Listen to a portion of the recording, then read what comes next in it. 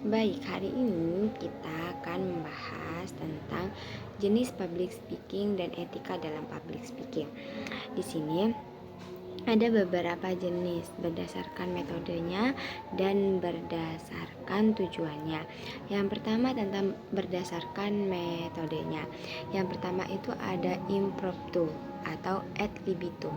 Nah, itu tuh termasuk berbicara di depan umum tanpa persiapan atau catatan sebelumnya.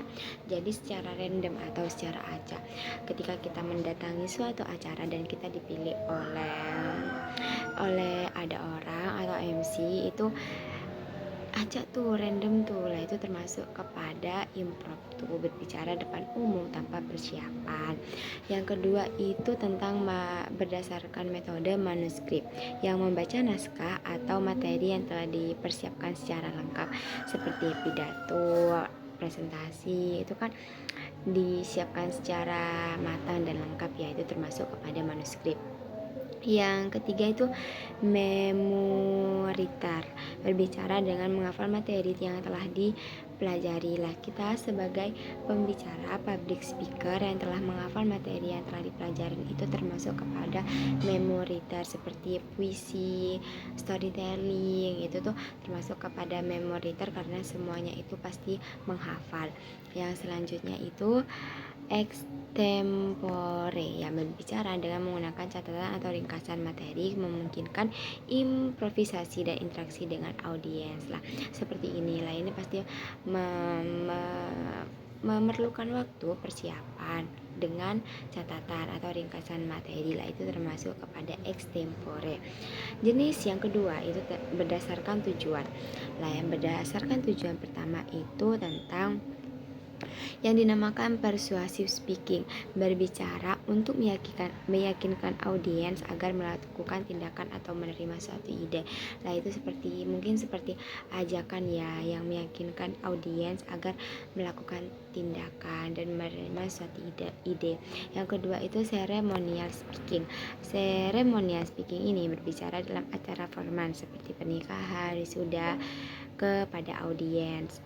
Lah, itu tuh seperti pidato, itu juga termasuk ke seremonial. MC itu juga termasuk. Lalu yang ketiga itu demonstrative speaking, yang dimana demonstrative speaking ini berbicara untuk memberikan contoh atau demonstrasi kepada audiens. Ajakan dengan suatu contoh agar meyakinkan. Lah, itu termasuk kepada demonstrasi. Yang ketiga itu informative speaking, yang berbicara untuk memberikan informasi kepada audiens. Yang selanjutnya itu tentang oratory speaking, yang berbicara secara formal dan ekspresif dengan fokus pada retorika dan gaya bahasanya. Lalu yang selanjutnya itu berdebat dengan menantang dengan adanya suatu topik atau resolusi. Ada juga group discussion, berbicara secara kelompok dan kolaboratif. Ada yang terakhir itu presentasi lah, pembicaraan formal dalam terstruktur seringkali dengan alat bantu visual. Presentasi ini sering kita temui ya pada suatu mata pelajaran, mata kuliah sering kita gunakan. Lah, berbicara tentang yang selanjutnya tentang etika dalam public speaking. Berbicara tentang etika dalam public speaking, yaitu ada beberapa poin pentingnya. Yang pertama itu tentang kejujuran dan akurasinya. Lah, kejujuran ini kalian harus menghindari informasi yang menyesatkan atau tidak benar, seperti gosip. Lah, itu tidak benar. Seperti adanya hoax lalu kita menyampaikan kepada para audiens, itu tidak benar adanya, itu salah ya kan. Dalam etika public speaking harus disampaikan dengan fakta dan jujur.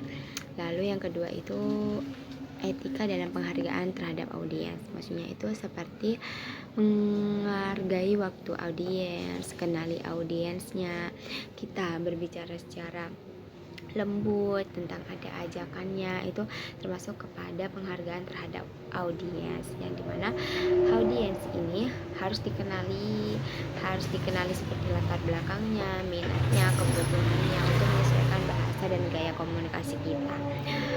Lalu yang selanjutnya itu ada tentang kesopanan dan keterbukaan. Lah ini tuh kesopanan dan keterbukaan, diperhatikan apa yang akan dikatakan dan bagaimana bahasa tubuh yang disampaikan. Lalu hindari bahasa yang ambigu, bahasa yang tidak jelas. Hindari pun jargon-jargon atau istilah teknis yang mungkin tidak dipahami oleh para audiens. Dan yang paling penting itu menatap audiens. Lah, kontak mata dapat membantu membangun hubungan dan meningkatkan kepercayaan. Jadi kalian itu kalau sebagai public speaker harus menatap para audiens secara bergantian. Jangan secara terus-terusan ke kanan, terus itu tidak boleh atau tidak dianjurkan. Dan menyampaikan idenya secara lugas. Jangan ragu untuk menyampaikan pendapat atau ide yang jelas dan lugas. Lalu yang terakhir itu tentang keterbukaan dan interaksi. Nah, keterbukaan ini seperti tanggapan pertanyaan audiens. Jadi ketika ada si audiens bertanya atau diberi sebuah pertanyaan, diberi ruang untuk bertanya, itu kalian harus bersiap untuk menjawab pertanyaan audiens dan memberikan penjelasan yang jelas. Dan kalian tuh harus mengundang partisipasi audiens jika memungkinkan dan libatkan audiens dalam diskusi atau tanya jawab itu. Perhatikan kata-kata yang sering kita gunakan atau sering kita gunakan saat gugup seperti itu harus kita hindari, harus kita kurangi. Atau bisa jadi kemungkinan itu public speaker tuh harus menghindari kata-kata itu. Dan perhatikan bahasa tubuhnya, postur tubuh harus baik, gerakan tangan yang wajar, dan ekspresi wajah yang tepat dapat membantu menyampaikan pesan dengan lebih. Lah, mungkin hanya itu dari jenis dan etika dalam public speaking. Kita see you di next video yang membahas public speaking lainnya. Bye bye.